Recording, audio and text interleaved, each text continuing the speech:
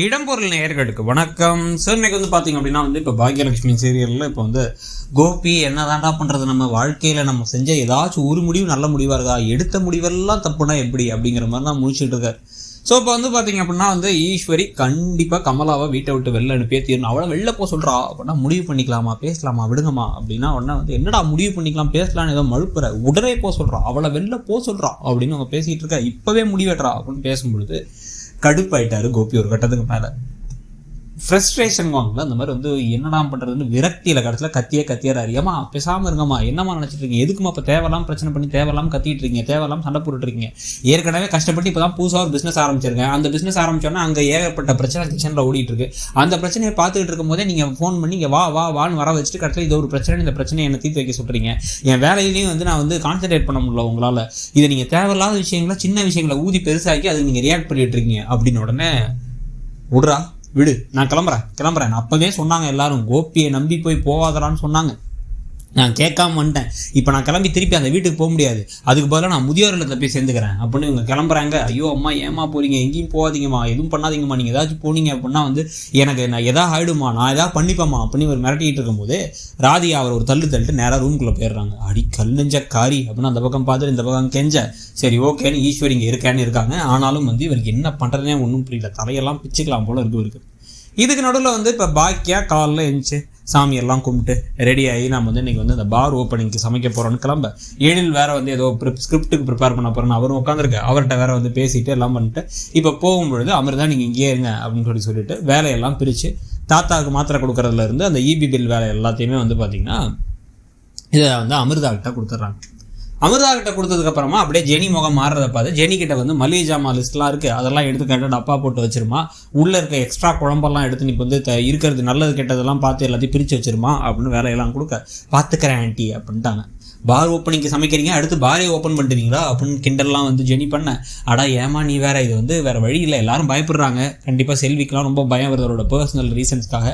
So இதெல்லாம் இருந்தாலும் கூட நம்ம நல்லா பண்ணால் போதும், நம்ம நல்லா பண்ணுவோம், எல்லாம் நல்லா தான் நடக்கும் அப்படின்னு கிளம்பி போக. உடனே பரவாயில்ல ஏதாச்சும் ஒன்று பண்ணி மேலே வரும்னு நினைக்கிறா, அவள் நல்லா வருவா அப்படின்னு இந்த பக்கம் தாத்தாவும் பேசிக்கிட்டு இருக்காரு. தாத்தா நானும் வரேங்கிறாரு, எழில் நானும் வரேங்கிறாங்க, அதெல்லாம் யாரும் வர வேணாம், நீ போய் ஸ்கிரிப்ட் வேலை வைப்பாரு, தாத்தா உங்களுக்கு இப்போ தான் உடம்பு முடியாமல் இருக்குமாமா, நீங்கள் ரெஸ்ட் எடுங்கன்னு சொல்லிட்டு அவங்க கிளம்பி போயிடுறாங்க. என்னென்ன பிரச்சனை அந்த பார் ஓப்பனிங்க வரப்போகுதுங்கிறதும் அடுத்த கட்டமாக பாக்கியாவுடைய கதையில் இருக்க போகுது. இப்போ இங்கே கோபியோட கதையில் பார்த்தா கோபி காலில் இருந்துச்சு, மற்றவங்கலாம் காஃபி குடிக்கிறாங்க, இவங்களுக்கு ஈஸ்வரி காஃபி வேணாங்கிறாங்க, நானே போட்டு வரேன் அப்படின்னு கோபி கிளம்பி போகிறார். கிளம்பி போய் போடலான்னு போனால் அங்கே நான் ஹெல்ப் பண்ணுறேன்னு வந்த ராதிகாட்ட வேணான்ற, நானே பார்த்துக்கிறேன், நானே போட்டுக்கிறேன் அப்படிங்கிறார்.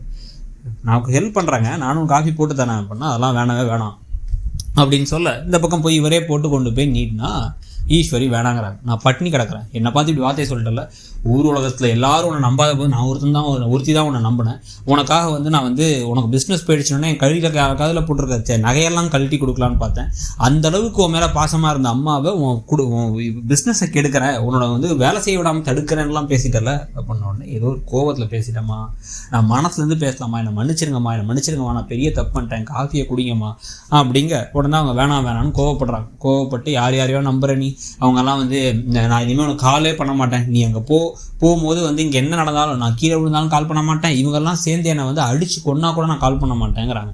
இதெல்லாம் வெளில வேற கேட்குது. உடனே கமலாவும் இந்த பக்கம் ராதிகாவும் வேற என்னம்மா அந்த அம்மாவை போய் அடிச்சு வேற கொள்றாங்க அப்படின்னு கடுப்பில் இருக்காங்க. அம்மா ப்ளீஸ்மா நீங்கள் எப்போ வேணாலும் கால் பண்ணலாமா, சாரிம்மா அப்படின்னு சொல்லிட்டு வெளில வராரு கோபி.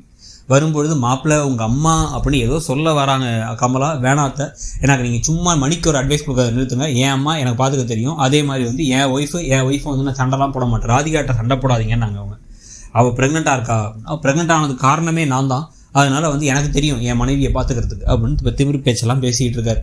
உடனே இதில் ராதிகா கடைசியில் எங்கள் அம்மாட்ட நீ திமிரா பேசுறியான்ட்டு ராதிகா என்ன பண்ணுறாங்க, ஆரம்பித்த பிஸ்னஸில் அதுக்குள்ளே பிரச்சனை, இப்போ இந்த பிஸ்னஸை இழுத்து மூடிலாம் நினச்சிட்டு இருக்கீங்களா, இங்கே இருக்க பிரச்சனைலாம் விட்டுருங்க, எனக்கு நீங்கள் அட்வைஸ் பண்ணாமல் நீங்கள் போய் பிஸ்னஸை பார்க்குற வழியை பாருங்கள் அப்படின்னு கோவமாக சொல்லிட்டு கிளம்பிடுறாங்க. என்ன பண்ணுறதுன்னு தெரியாமல் தலையில் துண்டை போட்டு உட்காந்துருக்காரு கோபி. அதை பற்றி கருத்து என்னங்கிறத சொல்லுங்கள். தேங்க்யூ. இடம்பொருள் நேயர்களுக்கு வணக்கம்.